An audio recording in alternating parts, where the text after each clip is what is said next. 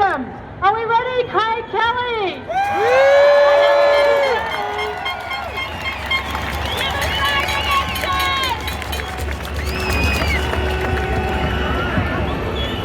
What a fantastic crowd.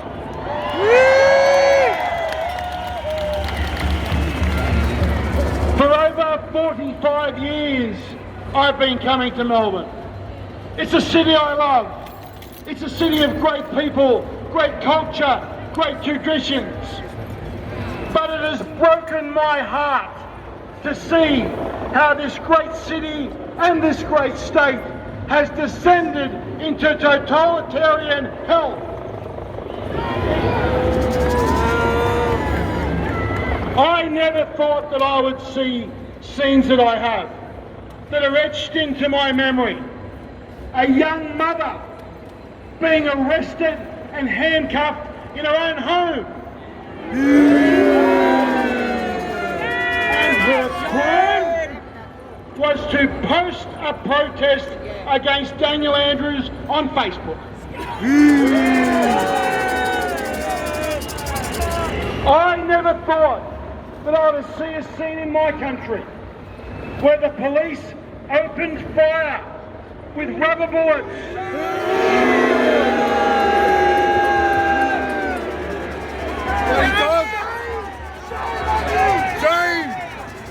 Shooting into the back of unarmed protesters as they flee.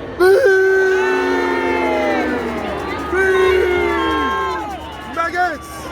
And I never thought that I would see Dr. Mark Hobart, a doctor's surgery, where Dan's black shirts went into that doctor's surgery and stole confidential patient files.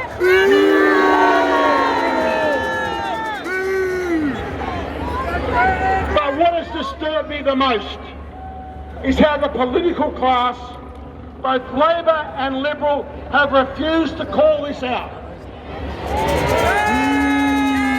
I'm here on the steps of this Parliament to say the Premier of this nation is a bully and a thug and an abuser of human rights.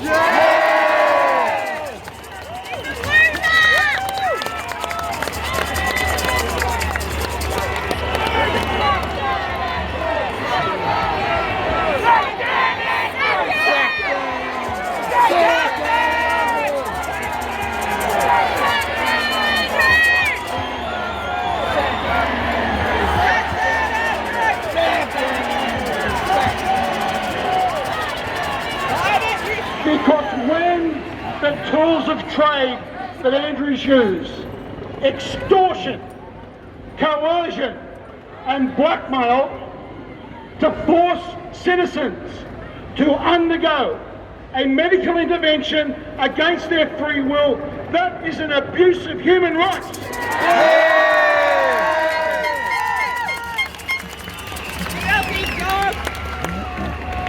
No Australian in this country should ever have to fear losing their job because they don't want to participate in a medical experiment.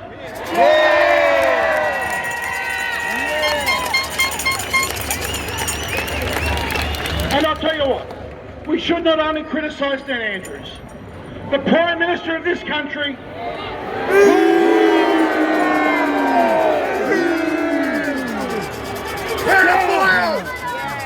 Scott Morrison, has the power federally to make Dan Andrews heal, but he's refused to, and he stands side by side with Dan Andrews, and he stands equally condemned.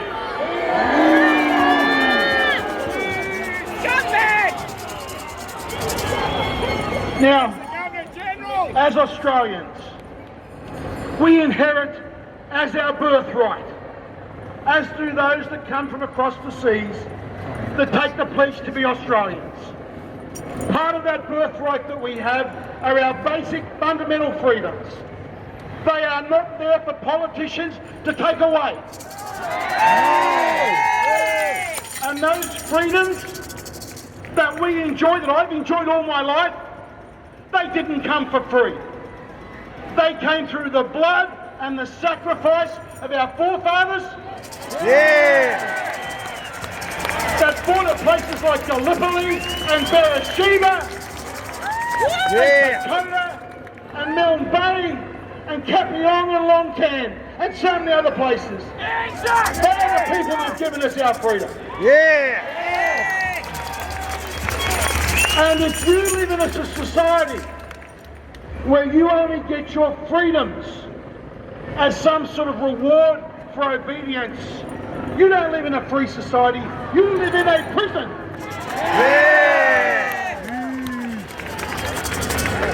So we have a lot of fights ahead of us. Our most important fight at the moment is to protect our children. We are being governed by medical bureaucrats that are part of a mad, insane cult of vaccinists. In Australia today, a 12-year-old child can be injected with the Moderna vaccines.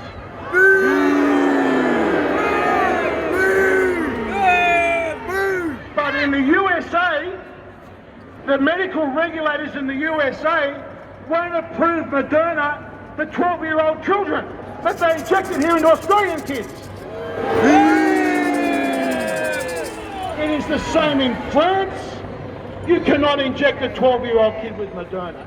In Germany, you cannot inject a 12-year-old child with Moderna. In Denmark, in Sweden, in Norway, in Finland and Luxembourg and other countries, you cannot inject a 12-year-old child with Moderna. But our health regulators have said it's okay, let's inject this stuff into our kids. And I say, no, that's wrong.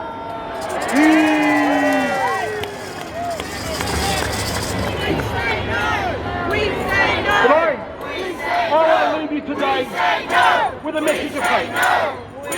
Proud to see today the tide is turning.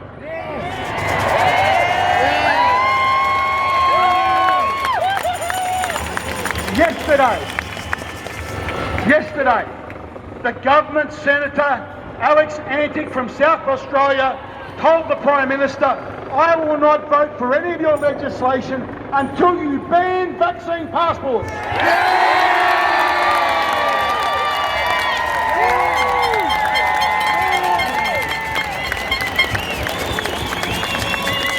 So where, several months ago, I stood alone arguing against vaccine passports, we now have another 6 members of Parliament, and I'll tell you what, there's more to come.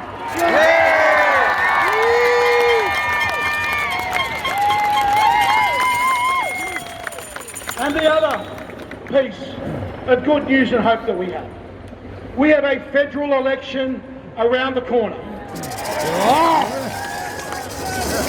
And by the provisions of this little book called the Constitution, it says that if a law of a state is inconsistent with a federal law, the federal law takes precedence.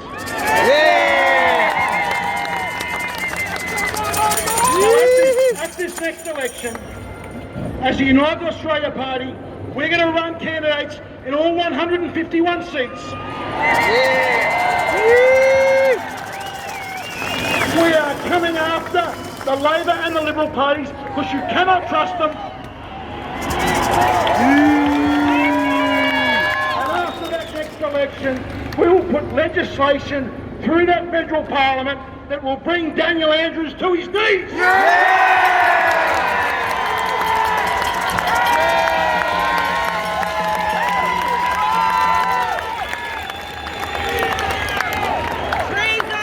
And finally, this is the hill that I've planted my flag upon. The flag of freedom. This is the hill that I fight and I die on. Because there's young kids out there that we want to hand this country with greater freedoms, greater prosperity than we inherited from our forefathers.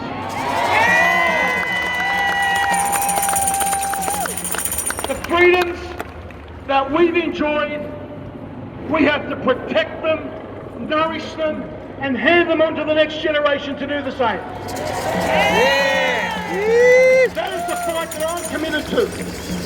fight every single hour of every single day up until the next election to hold them all to account. Thank you so much.